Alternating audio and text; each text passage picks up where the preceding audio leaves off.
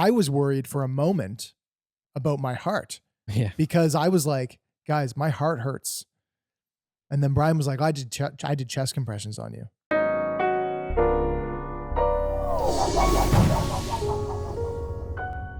All right, where to start? Where to start? Well, there's actually a whole bunch of shit we got to cover this week. One thing which I thought would be the thing we would start with, we're actually going to wait because as important as it is, something else really interesting happened over the weekend. I was hanging out here watching some Punchy Punch, aka the UFC, which I tend to do every weekend that there is one here at the office. You guys were not here. Usually you are. Usually we're watching it together. You guys went off to hang out with our friend John, and it was pretty late. And I was sitting here, and Brian busts through the door like fucking Kramer, and basically is like, "Guys, I need help." And I thought he was joking at first, and then it got really serious. And Brian, do you want to take it from here? Yeah, I just want to clarify too. I didn't mean like physical help. I meant emotional help. Yeah, you meant mental help for sure. Yeah, because I mean, you also kind of meant I needed advice, but I also advice. really, and which it will become clear in a few moments where I'm going with this, but I also really was hesitant to even say anything to you guys because I guess to take it back and explain what happened. And Taylor, maybe you want to explain what happened from your perspective first. Yeah. And then I can fill in some of the turn blanks. his mic down? Yeah. Taylor's mic? So some context for the day on Saturday. I am hiding a squeak toy from this dog right now, which is why he is balls deep in my my chair right now. In your balls. So on Saturday, I woke up in the morning, woke up early, did a 100K ride with a few of my buddies, and it was quite an intense 100K, which like isn't out of the ordinary on Saturday morning for me. Right after that, dude, you are all over me. Sit. No. Sit. We can put my dog down if you want. Like put him down. Yeah. Sorry, buddy. Short life. So so on Saturday I go for this ride. Right after the ride, we're speaking at a conference. We go and do that. Right after that, we go grab some beers and we go to a Wanderers game. Soccer game. Wanderers are like a pro team here in Halifax. Oh, dude, you can't do that. They're a pro team here in Halifax. We go and we have an awesome time at the Wanderers game. It was a really great atmosphere. Had a beer there. Then we came back here, hung out a little bit, and then Brian and I went to our friend's place. He just bought a new house. He's demoing it and doing this huge renovation. So we go over to see him, and he's got a huge fire, and he's burning a bunch, like he's knocked out a bunch of walls. He's burning a bunch of the wood. So this is like massive fire. Sitting by the fire, we're hanging out, and we're there for about an hour or so.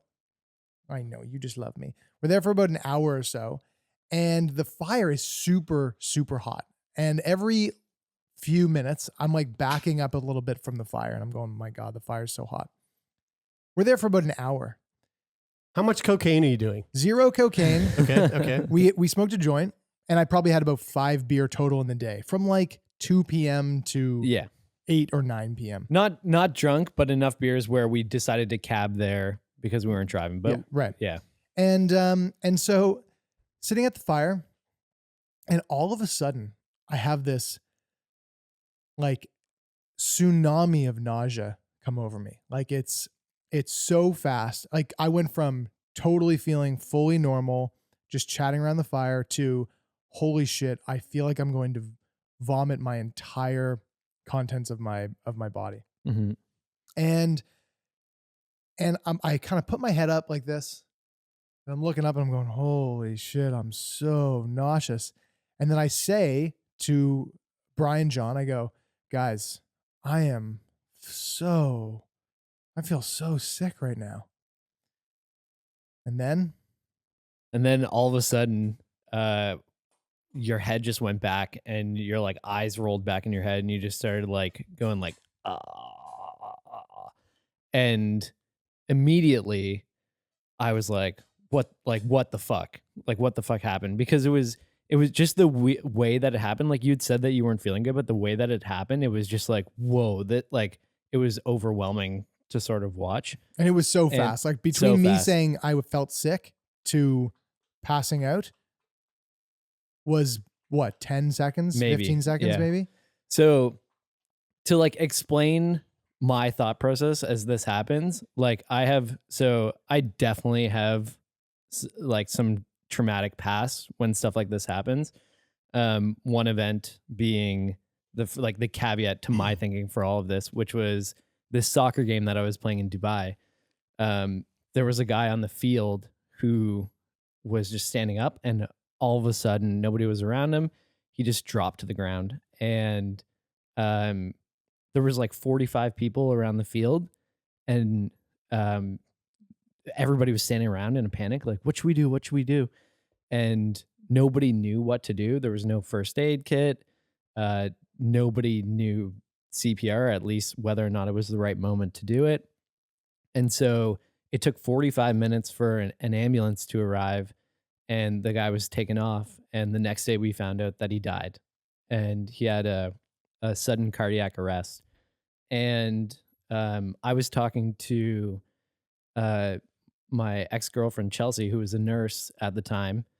I was speaking to her, and she was like, yeah, like if somebody would have done something, like if somebody would have performed CPR on him, he probably would have survived.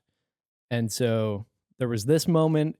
There was a moment where there was this young paddler, Michael Schaus, who died in his sleep from a sudden cardiac arrest. And when you were really young. When I was really young. And there was this moment where Taylor and I did CPR on this guy in this airport, which is another story we've told before. And then layered on top of this was the fact that, Taylor, you've mentioned to us before that you had an irregular heartbeat when you were a kid, and they sort of monitored you for the first 7 years of your life, but then sort of deemed that it was fine. And you had brought that up a couple months ago, and we're talking about it. And then knowing I had just gotten that checked out by my doctor. Like that, my doctors had just like done a bit of a dive into my heart to make sure that everything was okay, which it is.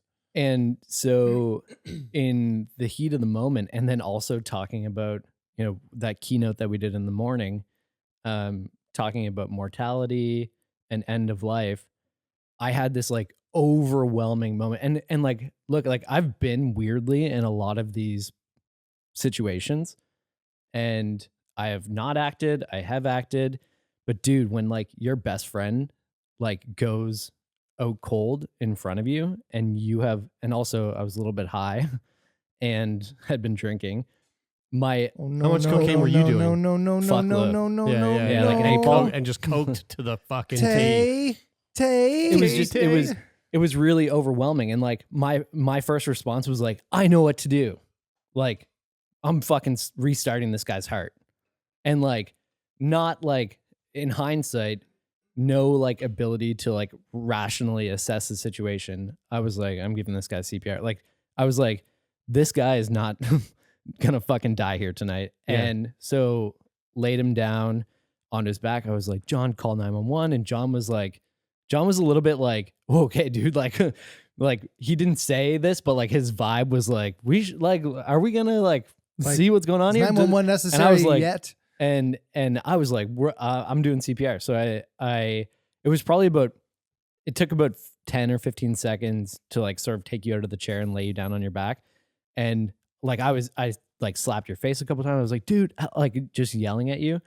And then I was like, fuck it, I'm doing CPR. And so I didn't check if you had a pulse or not. But I just started doing chest compressions. Now, as this is happening, he's not responsive. No, totally. But he's making like gurgling noises. Yeah, which was the same. Eyes closed or open? Like eyes rolled back, like not like. Okay. Yeah, and so 10 or 15 seconds go by. You laid him down. He's still out to the world. But it was the same sound that the guy was making in the Calgary airport.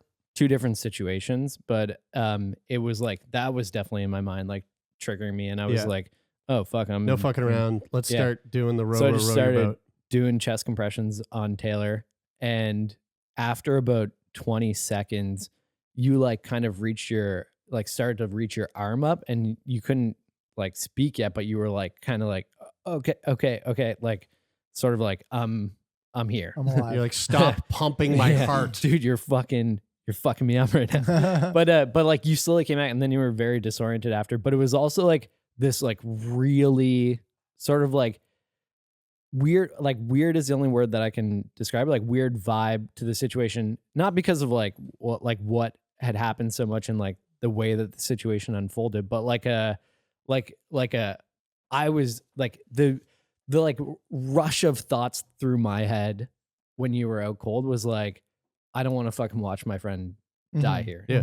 And so like being like, and then like, holy fuck, I just did CPR on him. Like fuck, what happened? Did that need to happen? And so anyway, an hour sort of passes by. We had called a cab to get you home, and I had woken up and basically, you know, in my confusion was like, you know, you guys told me what happened, and John was still on the phone with the paramedic, and I basically said, and when I did come to and was able to sit up, I was like, oh, I feel, you know, I'm not feeling that sensation that came over me before is completely gone. Like I'm feeling regular. I turned to John and basically was like, yeah, like the necessity for an, you know, like paramedics to come here is not necessary. I didn't feel that it was, which like that's my one, I don't want to say regret, but for lack of a better word, like my one regret of this situation, and maybe less so for your health, and maybe for like the like to Your like peace for of me, mind. yeah, my peace of mind in the situation was like you didn't know what it was like to be out cold, and to like see that, and for me even to respond in the way like my one big takeaway from this is like take a breath when like something like that happens, and then try to like, you know, assess the situation better. But like I just wish the paramedics would have came, because you know, we basically talked, like you and John specifically were like, okay, we don't need this anymore. This is good. I was just like, well, what? I don't like, did his fucking heart stop? Did he just faint? I have no ability to assess that and know. And, you know, I was fairly confident afterwards that you had just passed out. You were feeling sick and stuff too. But I would have just like, for that 2% of me or whatever that was like, oh, what just happened? It would have been nice for them just to show up and be like, yeah, it's okay. Like he doesn't have to go to the hospital. and so surely they would have wanted to probably take you there for an assessment. Yeah. But and so then Who's Shirley? She wanted And who is Shirley? local paramedic. and so after when I woke up, I remember going, I remember thinking like, I was worried for a moment about my heart, Yeah. because I was like, guys, my heart hurts. And then Brian was like, I did chest compressions on you. And I was like, oh, okay. Never mind. Never mind. That's definitely what that is. It's not my heart. It's like you were cranking on my chest, and that's what that is. And so I was also like, I may have fucked you up. Yeah, well, and whatever. I don't blame you for that. Yeah. And so then we get a cab back into the city. John lives outside the city. We get a cab back in. And by the time I got back to my place, I was like, I'm normal again. Yeah. And you know, I went home, and then you and Andrew came and checked up on me, and I told Kylo what happened. So that's where Brian. So, but when we got home, when we got to Taylor's house, I walked upstairs with you. You got your dog. You came out and walked him, and I was feeling better about where you were at. But I was walking home to my house from your house, and I was like, I know Jer and Andrew are at the studio right now. I should go by and just talk. So to them. Andrew's our pal, who's an RT, respiratory therapist. Brian busts in the door and is like, I need help, and tells us this scenario. Now me and Andrew have no context other than what Brian has told us, which is that you, eyes rolled back, passed out, were out for upwards of 30 seconds. Brian gave you chest compressions. You came to like seeing the God of the fucking light of God, reaching out to Brian. It's true, yeah. And Guys, I can't laugh. and we hear the story, and Andrew's like, "Did you take his pulse?" And Brian was like, "No."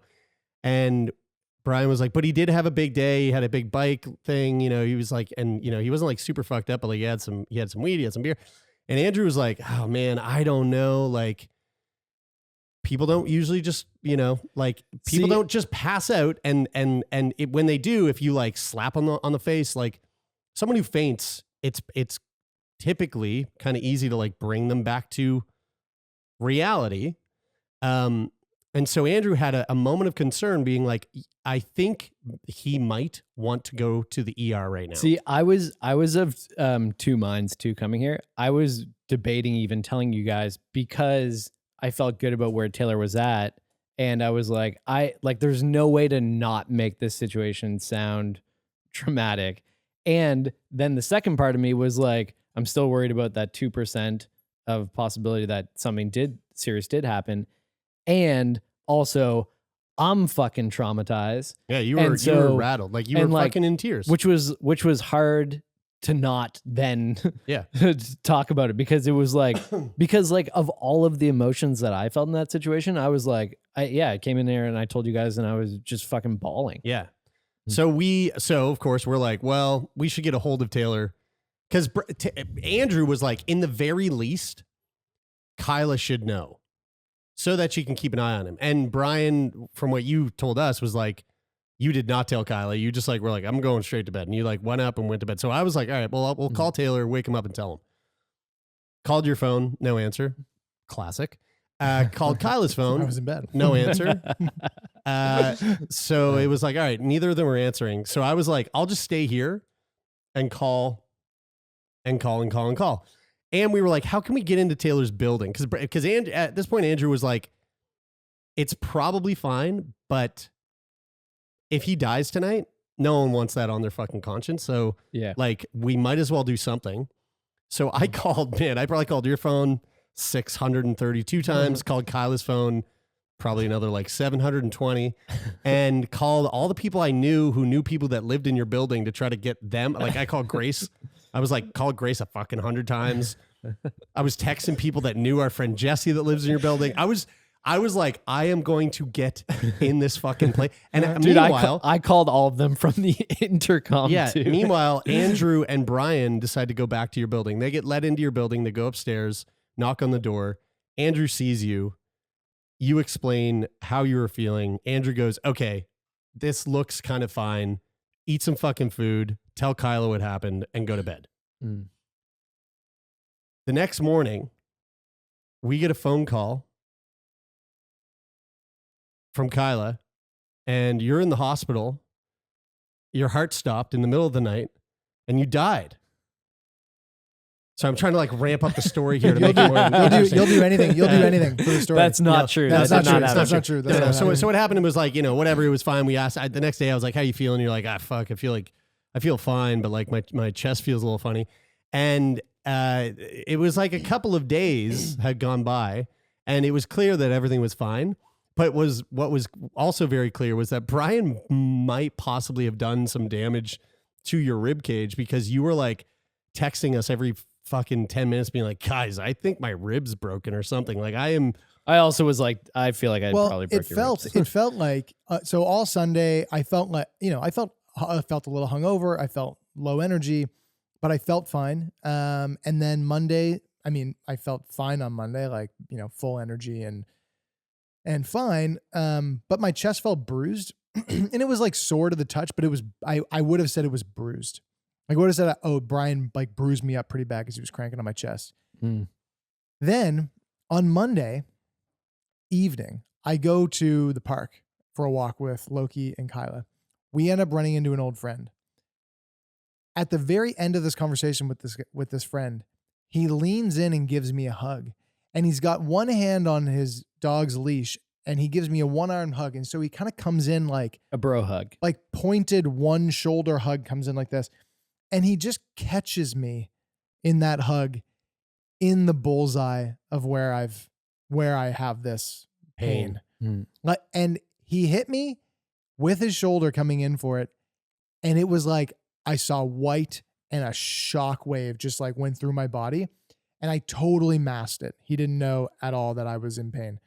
Because literally we hugged and then he went, "Oh, so good to see you. Have a great day." We turned around and I said to Kyla, "Holy shit, dude, I think he just broke. If it wasn't broke already, it's broken now for sure." Mm-hmm. So then that was Monday night. Tuesday, a lot of pain yesterday. That was yesterday.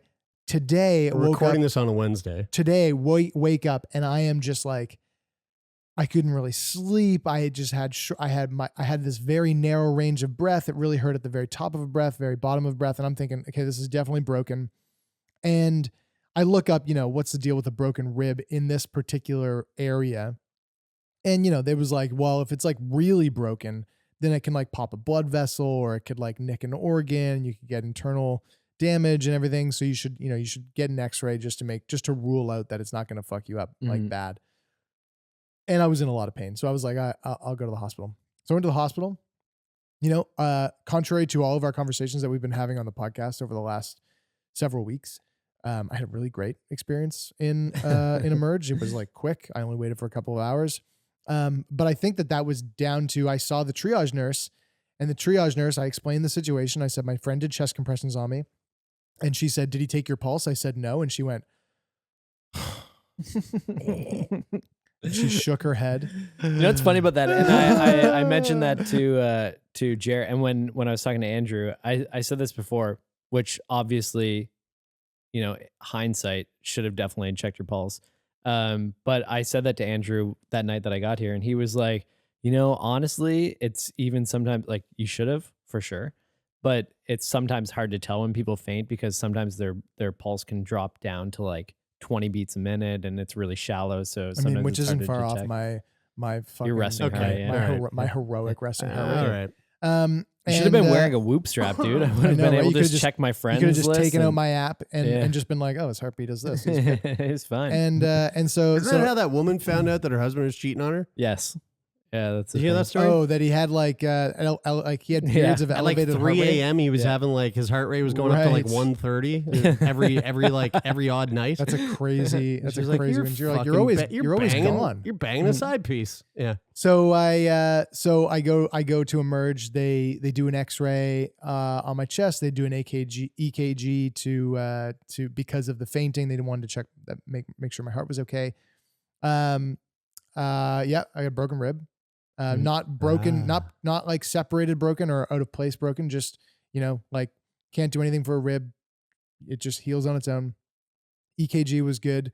The doc came in and said your resting heart rate is so low.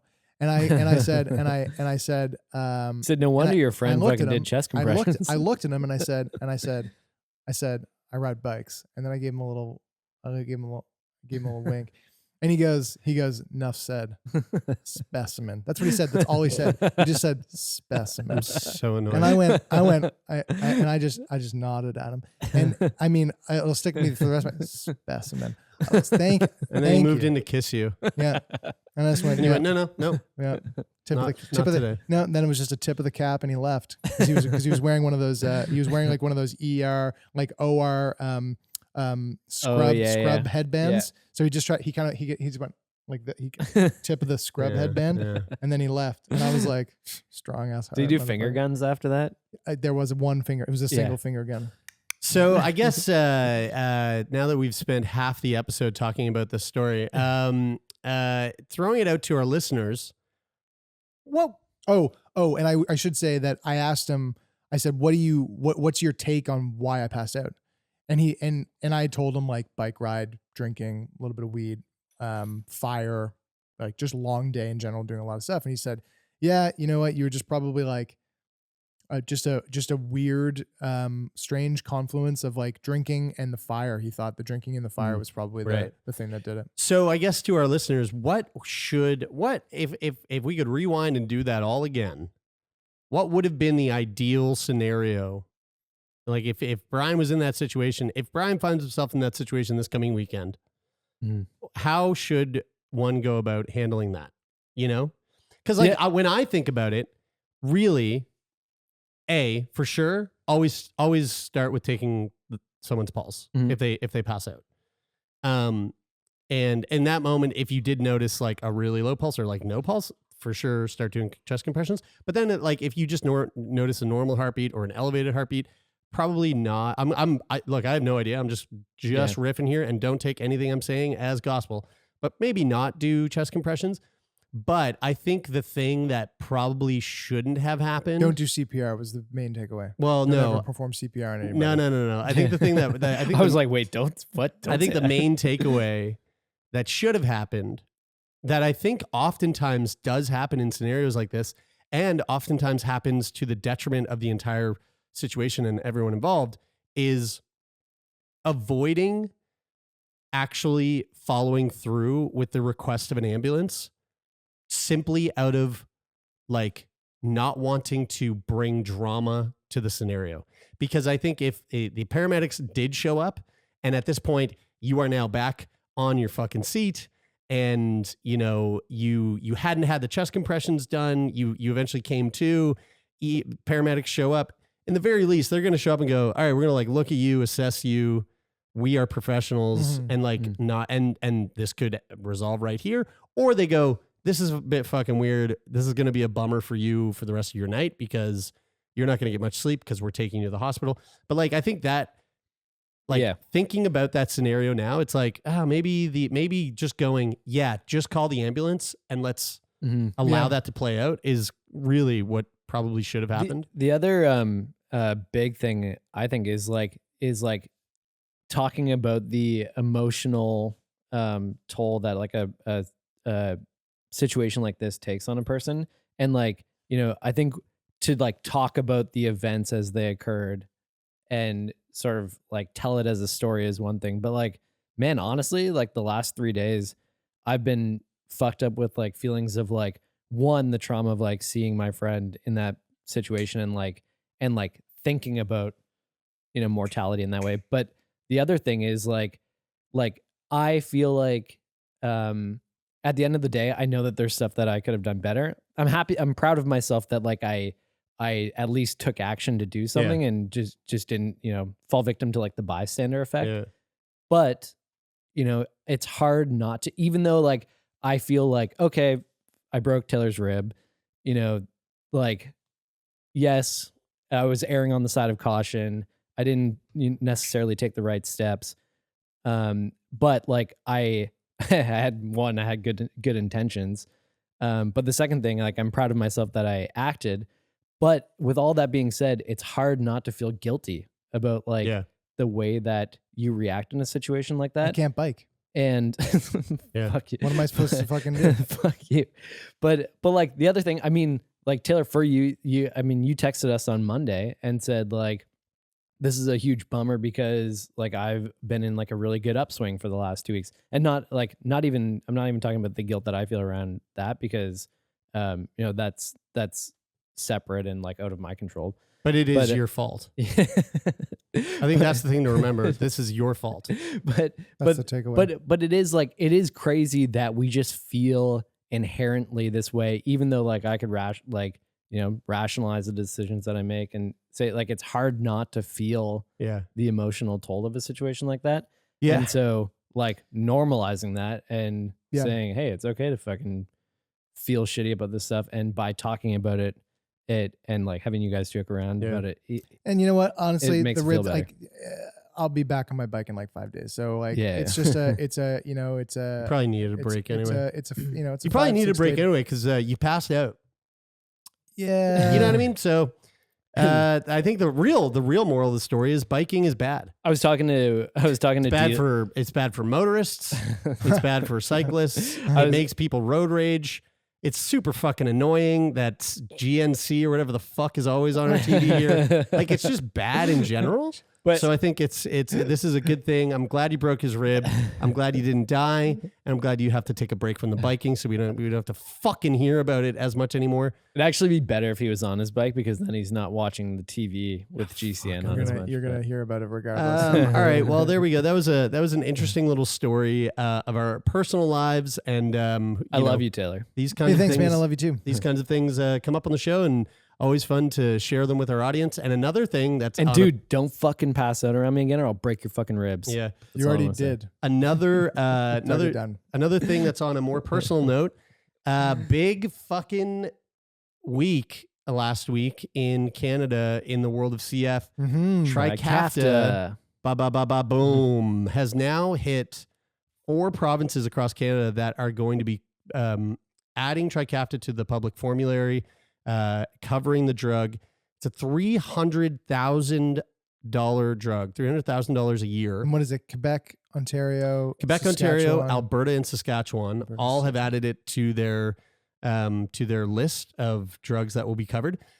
Good thing it's not only Alberta, because could you imagine if you had to move there to get Trikafta? Fuck, It's I such a love our dilemma. Albertan listeners, but that would be God rough. damn, I would never want to live there. I love you, Alberta. Yeah, so big, I mean, super exciting for the folks that live in those provinces. Banff is nice. Banff is nice. Yeah. It's not really Alberta, Jasper's, though. That's really Jasper's nice. It's like geographically, it's kinda technically, BC. but it's like more Kinda BC. BC. It's got BC vibes. It's got BC vibes. Yeah, but Nova Scotia still hasn't come forward with an announcement. And I put forward a little bit of a call out to the Nova Scotia government, to the health minister here, Michelle Thompson. I She did that. liked your tweet but didn't reply. Did she like it? I don't think don't she know. fucking did. Honestly, I think she's steering clear. I sent her an email, a very long email, being like, "Hey, what the fuck are we doing? Yeah. Like, are we gonna Yeah. fucking It was what we call in the biz strong email. strong worded email?" Strong. Um, Strong. and there has been no word whatsoever.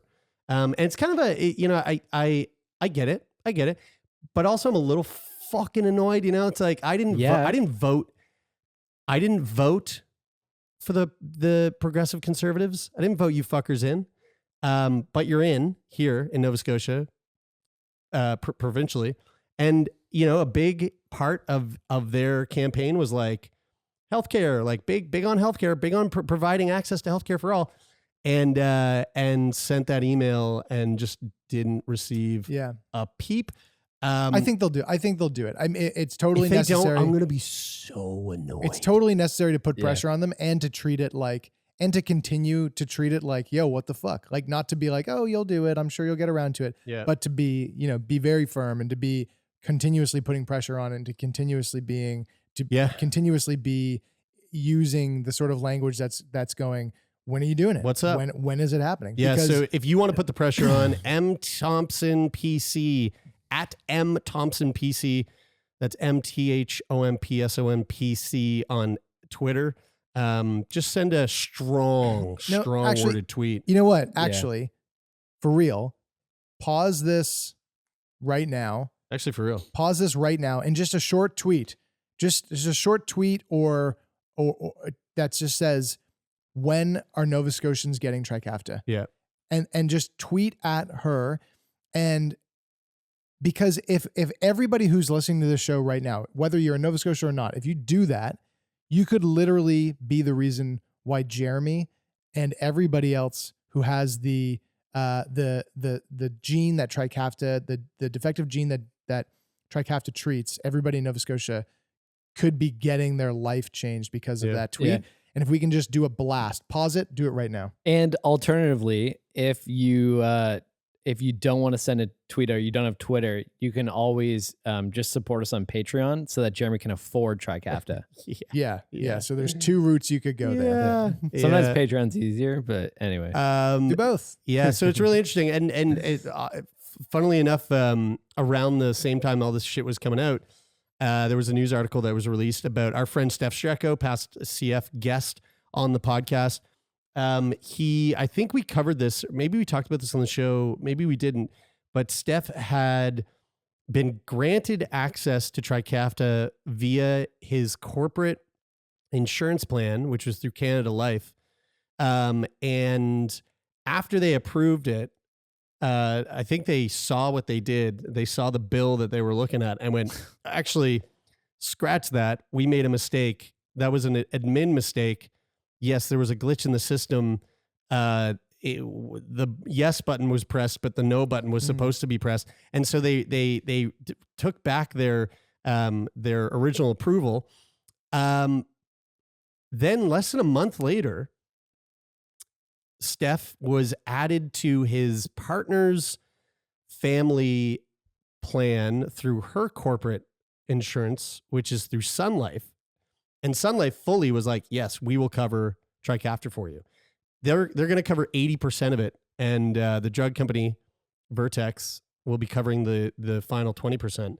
So it was just a really interesting thing to see for folks who are in provinces where Trikafta isn't covered and you aren't aware.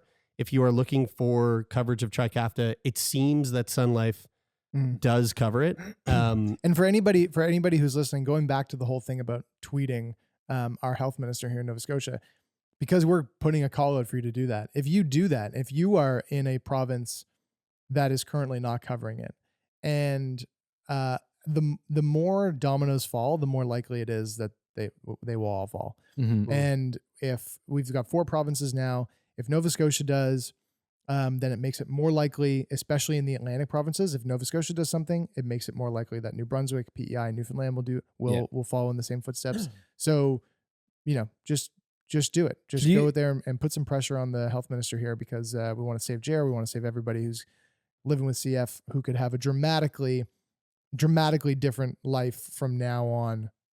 And for people who are being born now with CF, that will never have to know the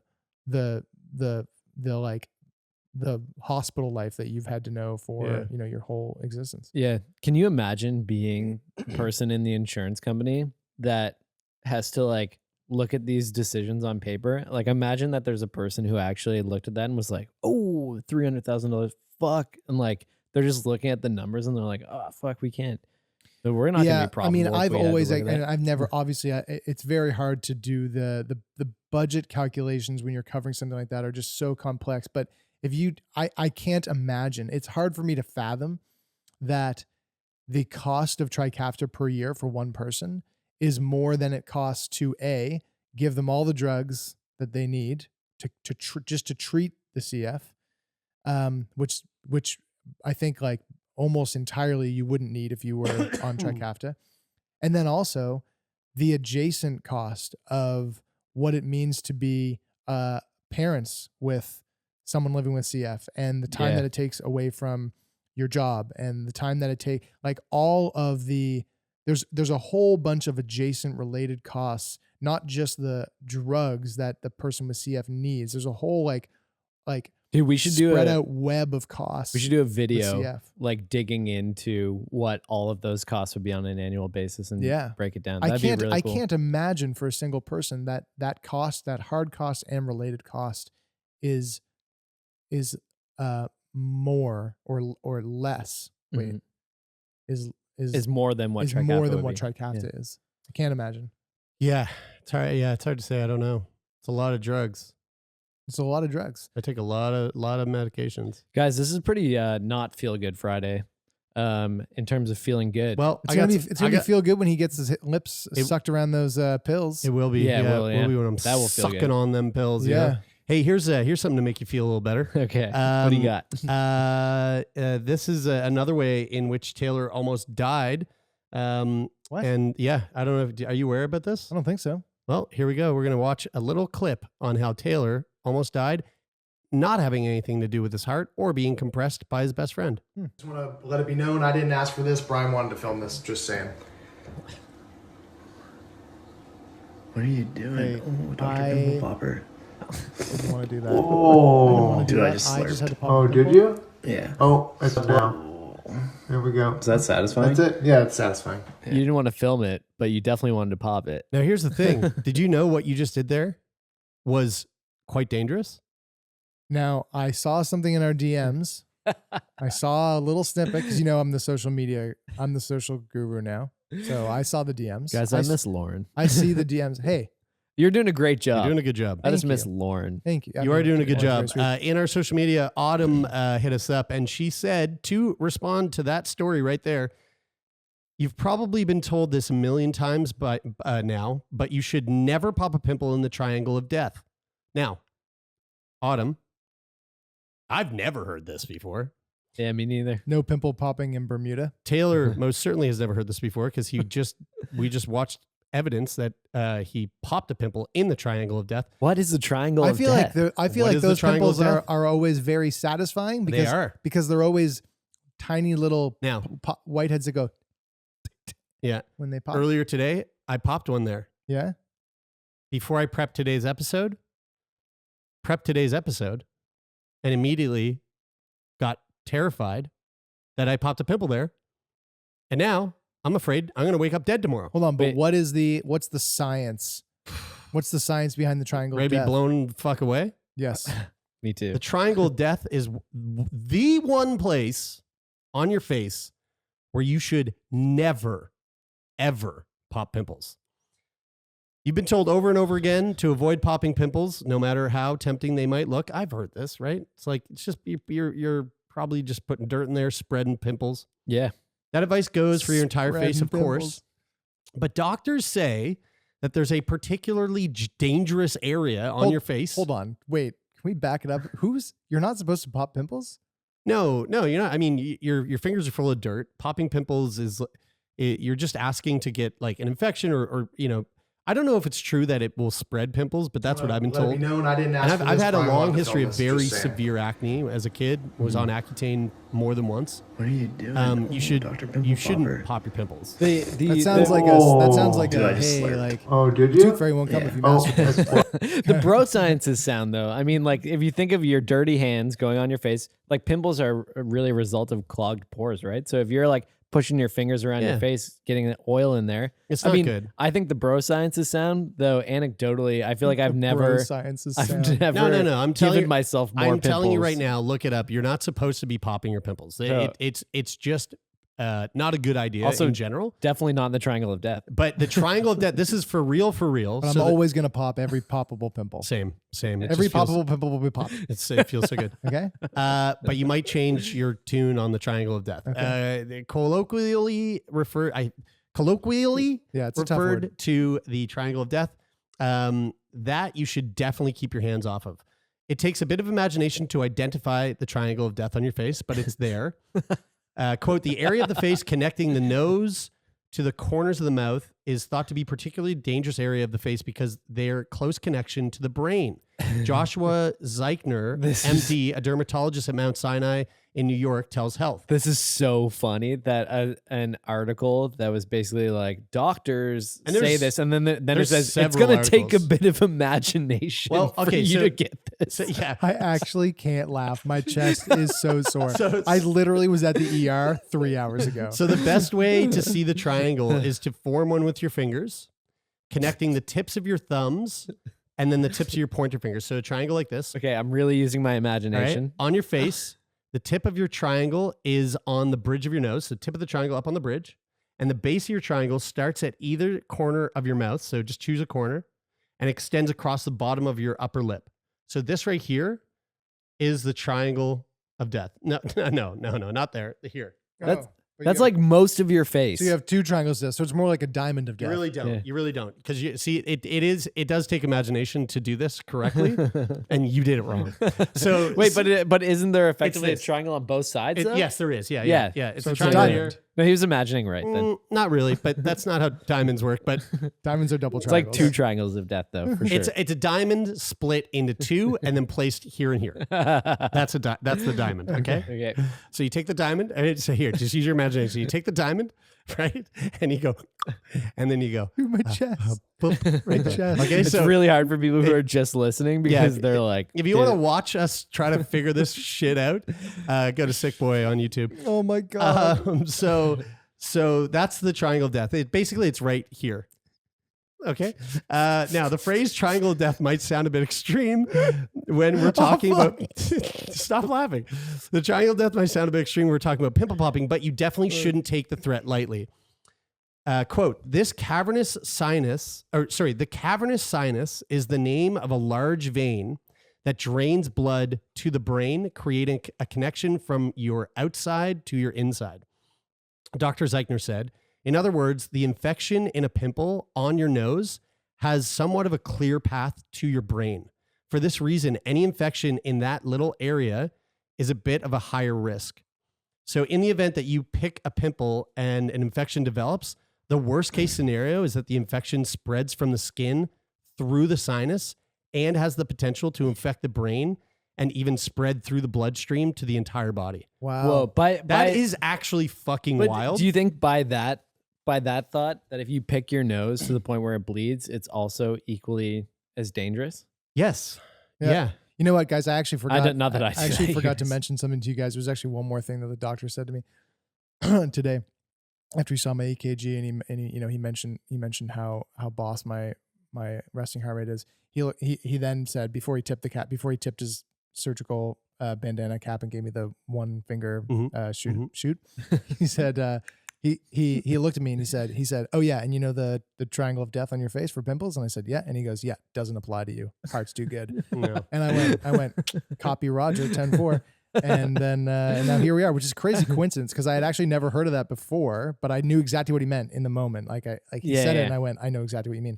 Because all you heard was strong heart. And I you were heard like, strong heart. don't need to worry he said, about it. Doesn't apply to you. And I said, Yeah. makes sense. I said, makes sense.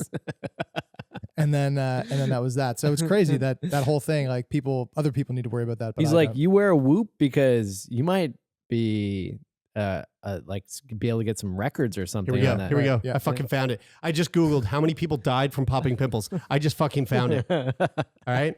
Killer bug. Teenage boy nearly dies from popping a pimple after it triggered killer sepsis infection.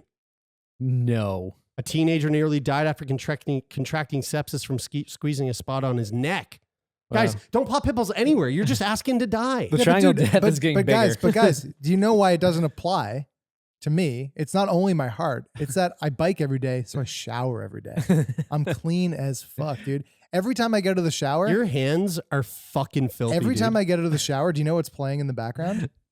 What? So Fresh and So Clean by Outkast. Every time I get out of the shower. Ain't nobody get past me. I'm just so fresh. Yeah, this kid, Fresh and so clean. I wish I had the photos to pull up here. It's pretty nasty. Sepsis kills 400,000 people in the UK every year.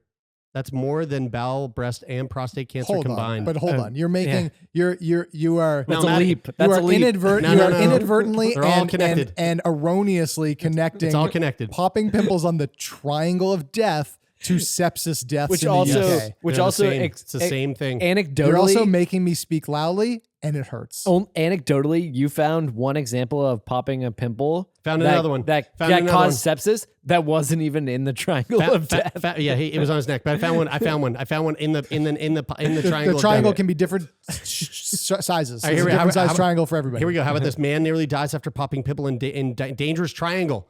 In the dangerous triangle. If you're itching to pop a pesky pimple that is sprouted on your face, you better stop.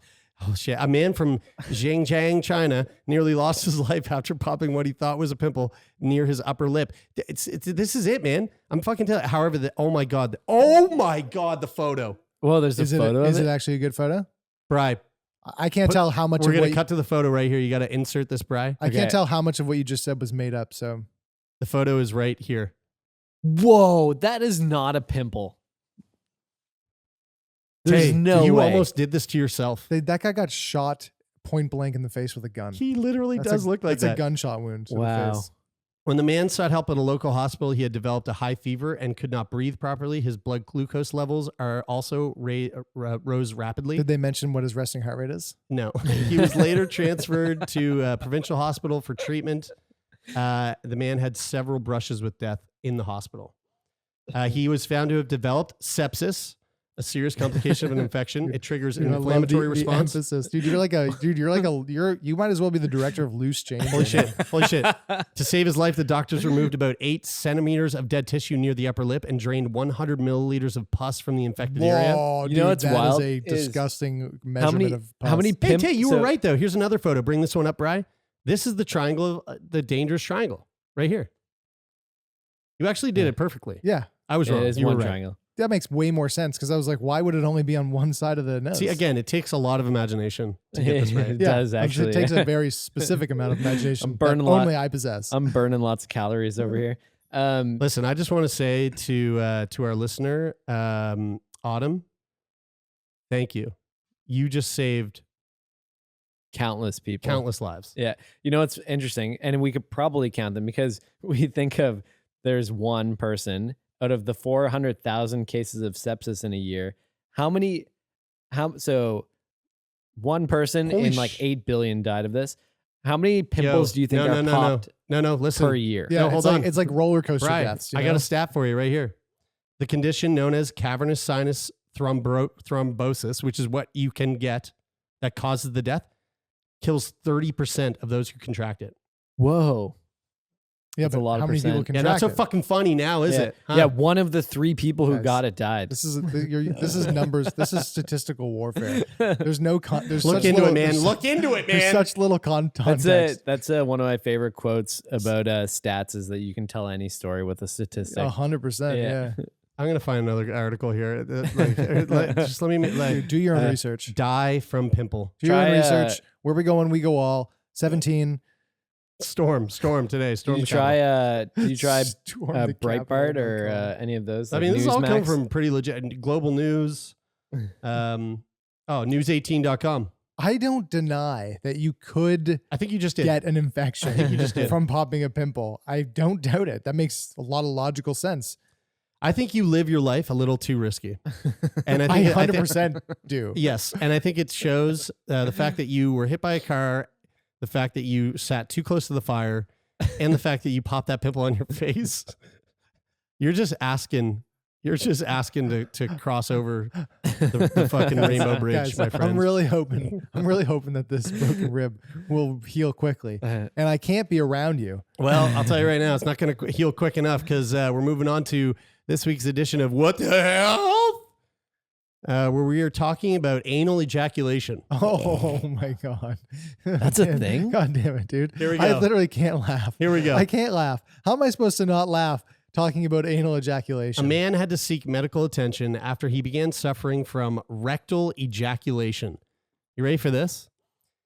Over the course of 2 years, the 33-year-old noticed a number of peculiar medical issues, including fecal matter in his urine, which is called fecal Oh, urea, Dude, he had a little trap door between and his, passing a substantial amount of urine and semen from his anus. he had a little door. Here's the Right? fucking crazy thing about this.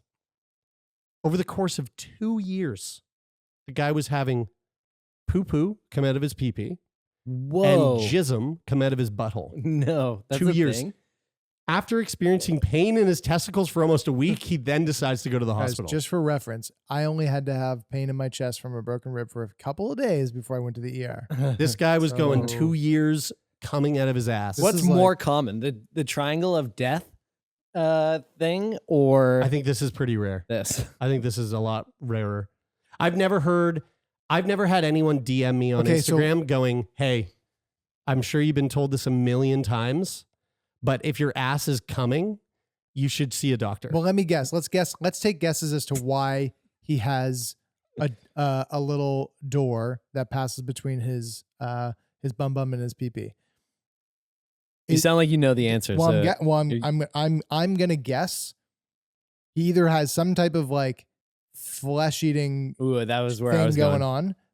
That's on like the not his fault side. On the it's his fault side, I'm gonna say that he is into some rather suspect anal play, and with objects that are Not meant for generally not recommended for that. Yeah. Yeah. And he made a boo boo and didn't know, and he started swapping sweeties between his bum bum. What do you and his think? pee-pee.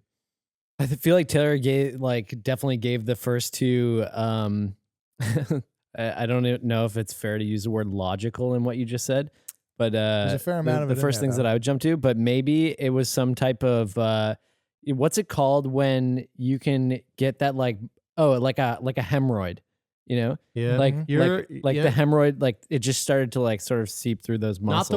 Not the word, but you're on the right track. Okay. Yeah. So, guy started feeling pain in his balls, and that was what drove him to the hospital. Not the cum coming out of his bum or the poop coming out of his wiener. He was like, "My balls hurt. I'm going to go get it checked." According to a paper published by the medical journal Curious, Tests showed that he had a urinary tract infection as well as a problem with his rectal wall.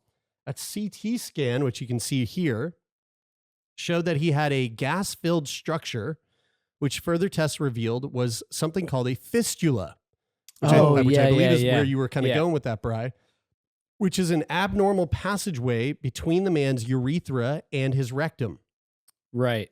And it was this connecting tissue that was causing the unique case of rectal passage of semen to occur. The medical team then got to work finding out the cause of the problem, ruling out possible infections such as tuberculosis and inflammatory bowel disease. Wait, so would he just be like rubbing one out and like he would be like, I'm gonna shoot, No. and then like it would just like instead just leak out of his butt? So the man had also denied having suffered any kind of rectal trauma or penetration or having gone any abdominal surgeries in the past. But eventually, they discovered that he had, however, been in a 3-week coma following cocaine and PCP intoxication 2 years Wow. previous. PCP is, I heard somebody say this the other day. PCP is ketamine It is not. or yeah. I No. was listening to Andrew Huberman talk about this. Just saying. I don't think PCP. that the base drug in PCP is ketamine. They're chemically related anesthetics. Okay. So I don't think they're one and the same, but they're definitely They're chemically related. I feel like yeah. I feel like he explained it kind of like the way that ecstasy is MDMA in that sort of sense. That it's like Interesting. it's like a drug, like a base drug, and then like shit thrown in there that makes it this, kind of like, crazy. Interesting. So this guy did a bunch of coke and PCP, went into coma, and around that same time, he started noticing the bizarre symptoms. It was also during this time that he was fitted with a Foley catheter, which doctors believed was the root cause of the injury. And you'll be pleased to know that they were able to treat the man's condition, performing a joint, colorectal, and urological surgical fistula repair, which closed the prostate fistula. Here's another image which shows through what's called a voiding ceratotherogram, demonstrating the evidence of fistula resolution of the urethra and rectum. Dude, he looks like he's got a fucking hog. Is that his? That's his, I'm is pretty this his- sure. I'm pretty sure that like that seeing his that femur. ski hill, that like tube, Yeah. that water slide there is his urethra. Mm-hmm. His bladder is the big balloon. Mm-hmm. The arrow is pointing to where the fistula is happening in the urethra. And then his hog's on the His bottom. penis is he's got that big old piece on He's him. got that short fat. Fucking hog. You Guys, I just cannot imagine. No, you can. No, I really can't. No, I you actually can. physically cannot. It is impossible for me to imagine what I would do if I saw poop come out of my yours. penis. But you could imagine seeing it on video, like if we watched your Mom's House Live or something. Like you could imagine it. I could Google it Yeah. right now. You want to see it, I don't. but you will. No, I won't. I'm saying I could, You could, but I won't. okay. Will you later? And I just want to say, He might. His curiosity will my get the curiosity better of him is later. not. No, it's not. It's really something I don't ever want to see. This story came to us from our Patreon community.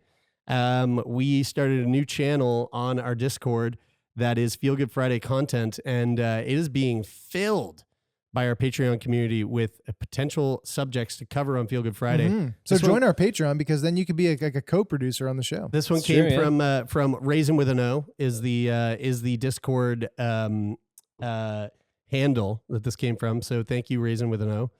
And I believe it's Rogine that is behind that handle. I could be wrong though. It's really sometimes it's hard for me to know when they all change their names and have different handles. So Yeah, I thank you agree. for that, Raisin with an O. Thank you.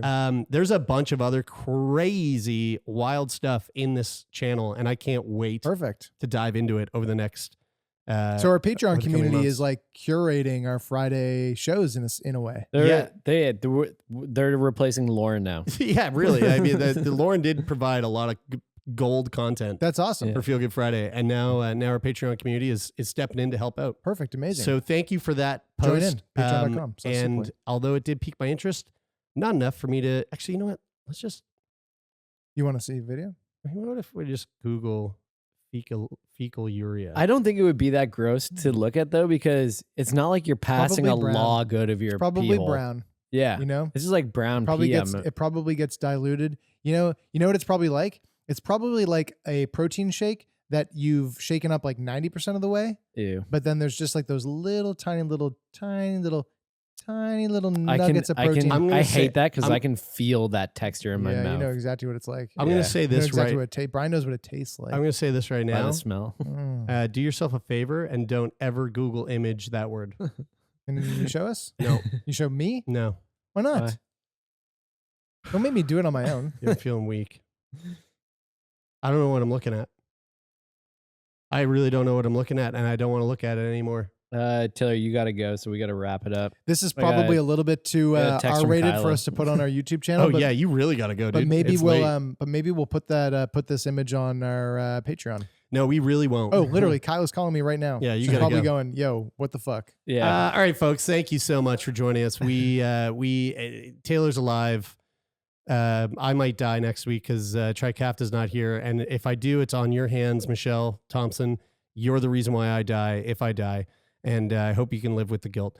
Folks, thank Word. you, Yeah. you so much for. I should tweet that. That's what. Yeah, you know, dude, we should send in this episode and be like, "Hey, you're the person. Yeah. You're the Oh, bystander effect Jesus in Christ. this episode." Folks, this was a bit of a different episode. We'll come back next week with lots of feel good content. Or not. Thank you. Or not. Maybe I will be dead. Thanks for listening. If you're listening on Apple Podcasts, leave a rating and Michelle. review. Can't wait to hear more of those Haribo sugar-free gummy bear reviews. Folks, if you are on Spotify, hit the follow button. Follow us on YouTube. Hit the bell icon so you know when we put up videos. And hit the subscribe button. Of course, even if you don't use YouTube, start an account, go over there and subscribe anyway. Who fucking cares? And thank you all so much. Thank you all so much. And if you want to send us a cute note, anything that you want to say about the show, something that we said that was wrong, something that we said that was right. Oh, we're gonna get some of that for something, sure. You know, something that Brian said, which like was really insensitive or like crossed the line. Tell us. We really want to know. Letters at sickboypodcast.com. And if you want to be a guest on the show, go to sickboypodcast.com/contact and fill out the guest form. As always, a huge thank you to the people who make this show happen. Taylor, Jeremy, myself. I love you guys. Taylor, I'm glad you're still here. A huge thank you to Lauren Sankey, even though she's no longer with us on the show. Just a thank you to everything that you've done over the past year and a half. And a huge thank you to Jeff Lonis, who's our manager, and Rich O'Coin for the theme music. That is it for this week. Until next week. Actually, that is it for this week. I'm Brian. I'm Taylor. I'm Jeremy, and this is Sick Boy.